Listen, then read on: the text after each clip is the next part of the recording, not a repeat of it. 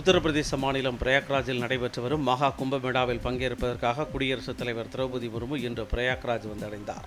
அவருக்கு விமான நிலையத்தில் உத்தரப்பிரதேச ஆளுநர் ஆனந்திபென் பட்டேல், உத்தரப்பிரதேச முதலமைச்சர் யோகி ஆதித்யநாத் ஆகியோர் பூங்கொத்து கொடுத்து வரவேற்றனர். இதையடுத்து மகா கும்பமேளாவில் திரிவேணி சங்கமத்தில் குடியரசுத் தலைவர் திரௌபதி முர்மு புனித நீராடுகிறார். அதிமுக பொதுச் செயலாளர் எடப்பாடி பழனிசாமி கட்சியின் மூத்த நிர்வாகிகளுடன் ஆலோசனை நடத்தி வருகிறார். ஆத்திகடவு அவிநாசி பாராட்டு விழாவை செங்கோட்டையன் புறக்கணித்தது உட்பட கட்சியின் தற்போதைய நிலை குறித்து ஆலோசித்து வருவதாக தகவல் வெளியாகியுள்ளது. இக்கூட்டத்தில் முன்னாள் அமைச்சர்கள் தங்கமணி, வேலுமணி, ஆர்பி உதயகுமார், ஜெயக்குமார் உள்ளிட்டோர் பங்கேற்றுள்ளனர். தலைநகர் தில்லியின் புஷ்ப விகாரில் புதிதாக கட்டப்பட்டுள்ள அதிமுகவின் அலுவலகம் திறக்கப்பட்டுள்ளது. இதனை அக்கட்சியின் பொதுச் செயலாளரும் எதிர்க்கட்சித் தலைவருமான எடப்பாடி பழனிசாமி இன்று காலை காணொலி காட்சி மூலம் திறந்து வைத்தார். புரட்சித் தலைவர் எம்ஜிஆர், புரட்சித் தலைவி அம்மா மாளிகை என இந்த அலுவலகத்திற்கு பெயர் சூட்டப்பட்டுள்ளது. அத்திக்கடவு அவிநாசி திட்டக்குழு நடத்திய பாராட்டு விழாவை புறக்கணிக்கவில்லை என அதிமுக மூத்த தலைவரும் முன்னாள் அமைச்சருமான கே. செங்கோட்டையன் தெரிவித்துள்ளார். அன்னூரில் நடைபெற்ற அவிநாசி அத்திக்கடவு திட்டக்குழு சார்பில் எதிர்க்கட்சித் தலைவருமான எடப்பாடி பழனிசாமிக்கு பாராட்டு விழா நடைபெற்றது. இதனை முன்னாள் அமைச்சரும் கோபி சட்டமன்ற தொகுதி உறுப்பினருமான செங்கோட்டையன் மற்றும் அவரது ஆதரவாளர்கள் கலந்து கொள்ளாமல் புறக்கணித்தனர். இந்நிலையில் ஈரோடு மாவட்டம் கோபிச்செட்டிப்பாளையம் அருகே தொடக்க வேளாண்மை கூட்டுறவு கடன் சங்கத்தில் நடைபெற்ற நிகழ்ச்சியில் கலந்து கொண்ட செங்கோட்டையனை செய்தியாளர்கள் சந்தித்தனர். அப்போது அவர் விழா மேடை விளம்பர பலகையில் எங்களை உருவாக்கிய எம்ஜிஆர், ஜெயலலிதா ஆகியோரின் உருவப்படங்கள் இல்லாததால் பங்கேற்கவில்லை என்றும் விழாவை புறக்கணிக்கவில்லை என்றும் தெரிவித்தார்.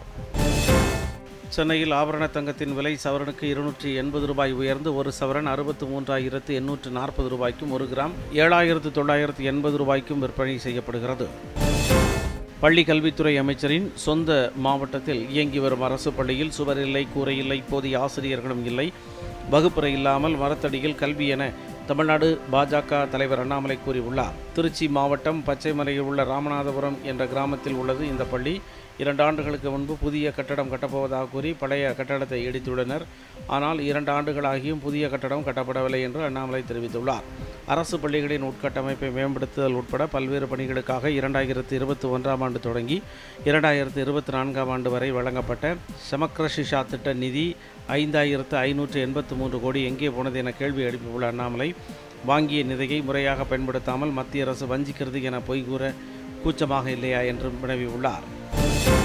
ஈரோடு கிழக்கு தொகுதி எம்எல்ஏவாக திமுகவின் வி.சி. சந்திரகுமார் இன்று காலை பதவியேற்றுக் கொண்டார். சென்னை தலைமைச் செயலகத்தில் நடைபெற்ற நிகழ்ச்சியில் அவருக்கு சபாநாயகர் அப்பாவு பதவி பிரமாணம் செய்து வைத்தார். இந்நிகழ்ச்சியில் முதலமைச்சர் மு.க. ஸ்டாலின், அமைச்சர்கள் துரைமுருகன், ஏவாவேலு, வி.சி.க. தலைவர் தொல் திருமாவளவன் உள்ளிட்டோர் பங்கேற்றனர். அண்மையில் நடைபெற்ற ஈரோடு கிழக்கு தொகுதி இடைத்தேர்தலில் திமுகவின் வி.சி. சந்திரகுமார் அமோக வெற்றி பெற்றது குறிப்பிடத்தக்கது. அமெரிக்காவில் இறக்குமதி செய்யப்படும் எஃகு, அலுமினியத்திற்கு கூடுதலாக 25% வரி விதிக்கப் போவதாக ட்ரம்ப் கூறியுள்ளார். அதிபராக பதவியேற்றது முதல் பல்வேறு நாடுகளில் இருந்து இறக்குமதி செய்யப்படும் பொருட்களுக்கு கூடுதலாக வரி விதித்து ட்ரம்ப் அறிவித்து வருகிறார். இதற்கு பதிலடி கொடுக்கும் வகையில் சீனாவும் மெக்சிகோவும் அமெரிக்காவில் இருந்து இறக்குமதி செய்யப்படும் பொருட்களுக்கு கூடுதல் வரி விதித்துள்ளன. இந்நிலையில் அடுத்ததாக அமெரிக்காவில் இறக்குமதி செய்யப்படும் எஃகு, அலுமினியத்திற்கு கூடுதலாக 25% வரி விதிக்கப் போவதாக ட்ரம்ப் கூறியுள்ளார். மேலும் அவர் இது குறித்த அறிவிப்பை விரைவில் வெளியிட உள்ளதாகவும், அமெரிக்க பொருட்களுக்கு கூடுதலாக வரி விதித்தால் அதற்கு பதிலடி கொடுக்கும் வகையில் கூடுதல் வரி விதிப்போம் எனவும் கூறியுள்ளார்.